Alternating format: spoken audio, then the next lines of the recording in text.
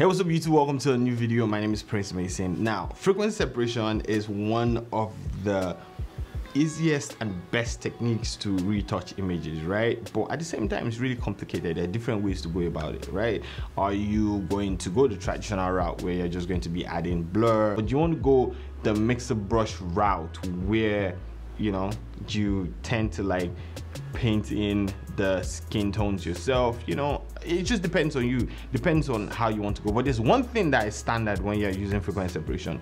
You need to set your blur radius at first, and what is the right blur radius to use is the $1,000,000 question. And today we're going to just talk about a few things. I'm going to show you guys how I decide what blur radius I should use for every image, because they're different. You know, so many different scenarios when you actually shoot an image and you take it to retouch. The first thing is, how far away are you from your subject? So are you shooting a close-up like a headshot, or are you shooting a portrait, you know, from like torso up, or are you shooting a full picture? All these things actually determine what the blur radius should be. Or are you shooting at f2.8 when you're shooting a close-up, or are you shooting at f1.8 when you're shooting a close-up, or, you know, shooting at like f11 or, you know, f7 point something. All these things actually determine what blur radius you should use, and it gets complicated. Even for me, it gets complicated. Sometimes I don't know, but it's just about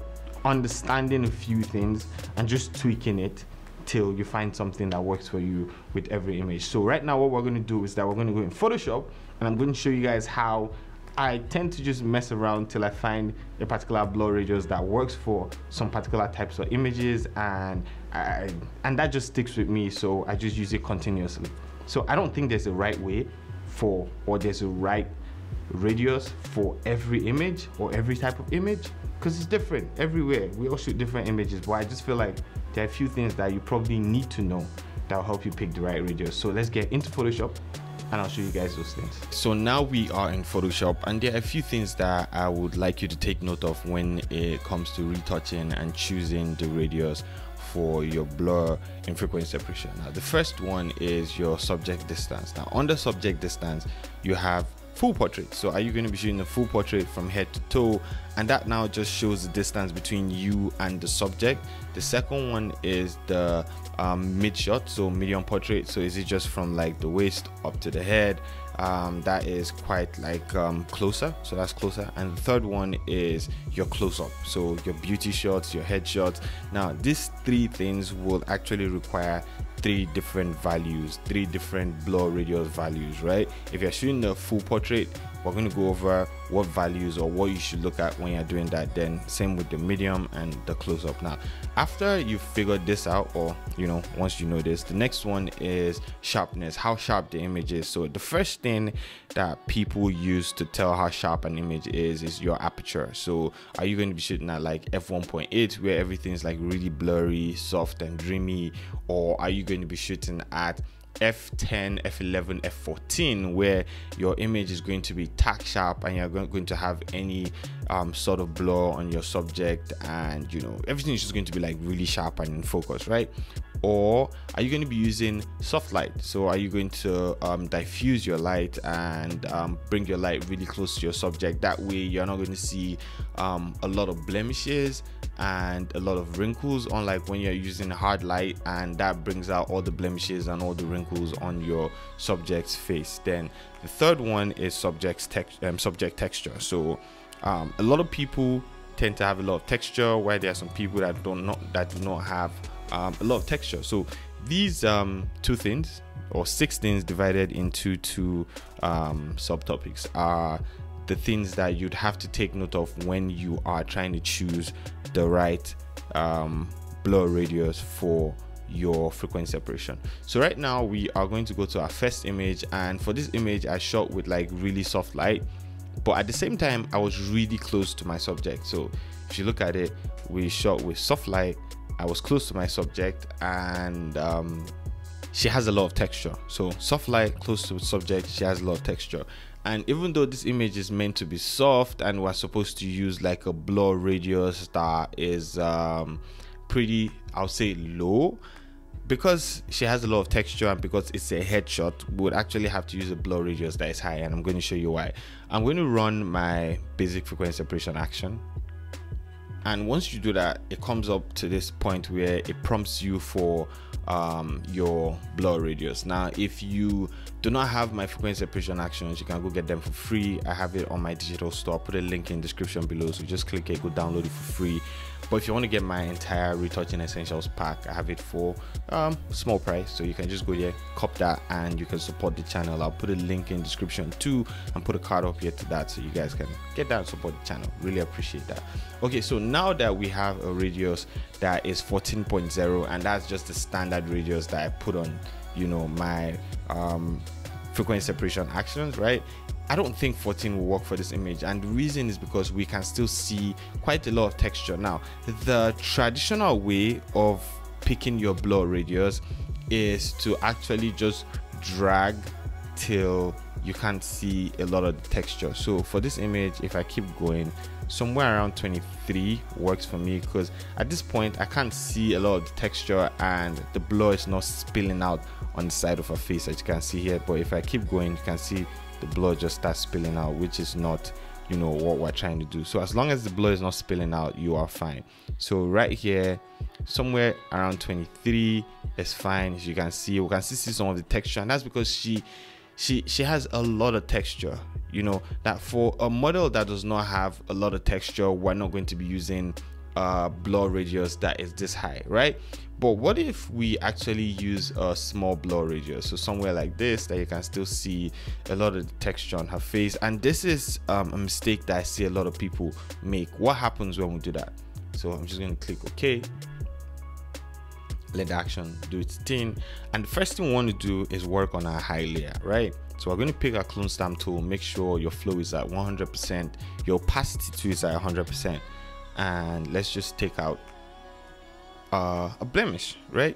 So if I try to take this out, as you can see, it's not going anywhere, right? So sample, you can see it's not going anywhere, right?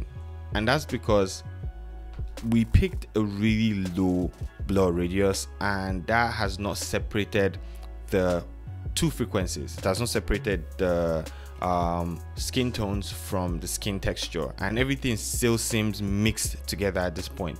So what if we actually pick our mixer brush tool and we are trying to smoothen out the image? So right now we're going to go to our low frequency layer, and if you look at this, it's taking out a lot of the texture, if you guys can see.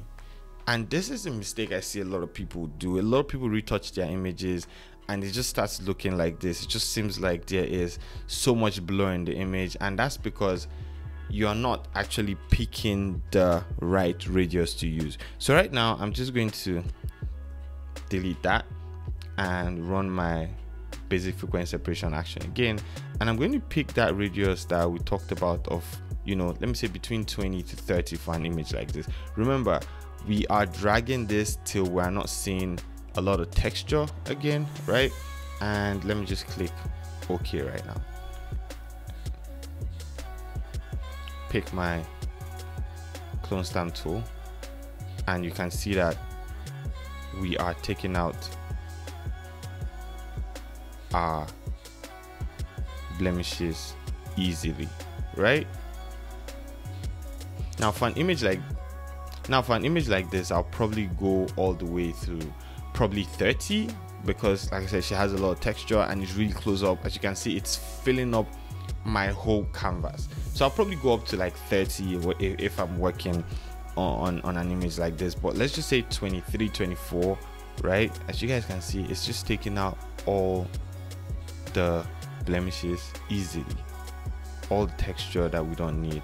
It's just taking it out easily, right? So let's now go to our low layer and pick our mixer brush tool.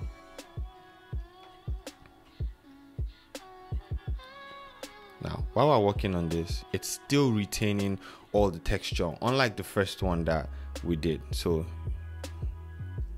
all the texture is still there and the image looks pretty good. By the way, if you're using your mixer brush tool, try to use all the values I have up here exactly the way it is, and that's how it's going to work. Okay, great. So let's see our before and our after, before and our after, and that way after retouching you have an image that still looks really good and it looks natural. So put that at the back of your mind. Right now, I'm not saying that this is the value you should use all the time for your close-up images, because you know, different images are shot in different scenarios. You know, your studio light setup might be different from mine, but this is just to show you an idea of how to get the right blur radius to use for each image, right? So let's move to the next image, right? So this image is a full image. This is a full image from head to toe, even though she's sitting down, she's not standing, but you guys get the whole idea. And let's say we use the same radius that we used for our previous image for this one. So I'm just going to run my basic frequency separation again and go up to a radius of, let's say, I think we used the radius of like 20 something, so let's just say 26 or 24, that's fine, and we click OK. Right now, because this image is full, right, we would have to zoom in all the way to work on her face. And in a situation like this, if we go to our clone stamp tool and we use our clone stamp tool to take out the blemishes, as you guys can see, it works great, even though right now you can see that it's kind of moving the colors around too. I don't know if you guys can see that, but it takes out the blemishes, but it tends to move the colors, and that's because it has moved some of the tones into the high layer. As you guys can see, while I'm working, it's still moving the colors around her eyes, right? Okay, let's say you were able to get away with that and you now want to work on your skin tones. This is where you probably run into a problem, because at this point you see that the skin tones aren't really moving. You can't really do too much, and that's because you've moved a lot of your tones into your high frequency layer by actually using a radius that is too high for an image like this. So it might eventually work out for you, but the honest truth is that it's probably going to take such a long time to retouch an image like this, and you'd not be able to move around the proper amount of tones to actually smoothen out your image, right? So for an image like this, what would I do? I would use a radius that is pretty low. So right now I just want to see some texture on her face. So okay, I can see some texture, so somewhere around, let me just see, 5.6 or 6 or 7 will work for an image like this. Now, I'm not telling you the exact radius to use, because at the end of the day we're still guessing, but I'm trying to like show you the way to guess right in scenarios like this, right? So right now I'm just going to go to my high layer, and now I can remove these blemishes here comfortably, and I'm not moving colors around, right?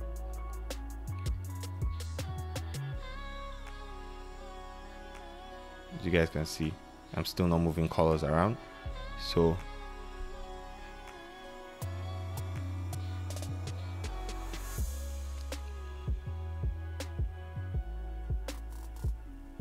okay, great, we're not retouching the whole image. And if I go to my low layer now and I pick my mixer brush tool, I can easily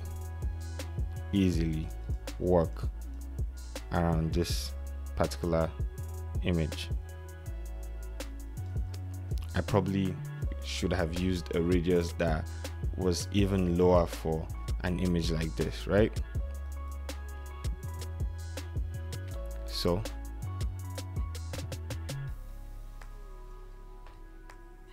this is just really quick work, but you guys are going to see the difference in a little bit. I'm probably moving around tones more than I should, but let's just see before and after on her face. So this is before, as you guys can see, this is the after, before, after. Quick, easy, straight to the point. You guys get it? Okay, great. So now let's move to the third image. So this third image is kind of like in between, right? So you have an image that is shot with soft light and shot with like low aperture. So say again. You have an image that is shot with soft light, shot with a low aperture, but at the same time it's just like a mid-range portrait. So, and she doesn't have a lot of texture. So this is quite like perfect. This is a perfect image, right? Okay, great. So now what we're going to do is just basic frequency separation again, and a radius of 14 is fine, but as you guys can see, we're not seeing any texture here, so we want to pull that back just a little bit, and we can see some around here. So something around 910 is fine. So this is kind of like in between, right? So for the full image, we're using the radius of like 5, 4. For the mid one, we're using the radius of like 9, 10, 12, and for beauty shots, we're going up to like, you know, sometimes it depends. If she doesn't have a lot of texture, we're probably going to be using like 14, 15, 16, or if she has a lot of texture, if your subject has a lot of texture, we're going to go in up to like 20 something, 24, 25, 26, 27. So it just depends. So you guys get it. So the closer the image is, the more texture, the sharper it is, the higher the blur radius you should use. The further away the subject is, like a full portrait, and the softer the image is, because at that point you still can't pick out a lot of texture, right? The lower the blur radius you should use. So now we're just going to click OK. High frequency layer, pick our clone stamp tool, and we can take out these blemishes easily. Let's just take this smile line out. As you guys can see, very easy.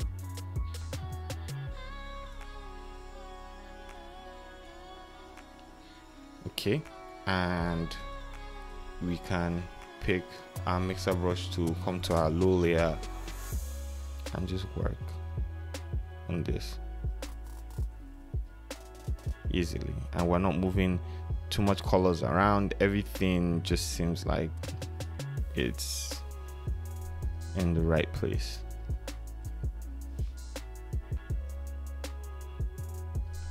So we just worked on just one side of the face and we are good. So let's see our before and our after, and this works even on before after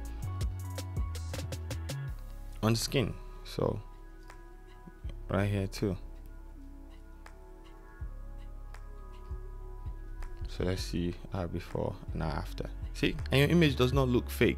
So that's one thing you have to put at the back of your mind. Your blur radius is pretty important, and you have to put all these things at the back of your mind when you are retouching your image. Your subject distance and the sharpness of your image. Your blur radius will make or break how real your image looks after retouching, and you always have to get it right or almost right every time you retouch. Anyways, I hope this has helped somebody out, and if it has, drop a comment below, let me know. Also give this video a thumbs up, subscribe to my channel if you want to watch more videos like this, and you guys can tell me what you'd want me to talk about or teach in my upcoming videos. So thank you so much. Also check out my retouching essentials pack, my skin tone lot, my creative color lots, and also have some raw images that you guys can go download for free, and some few actions and lots that you guys can get for free. Check it out on my digital store. If you guys cop anything from me, then you're supporting the channel and I can make more videos. Thanks so much. I'll see you guys in the next video. Have an amazing day. Peace out.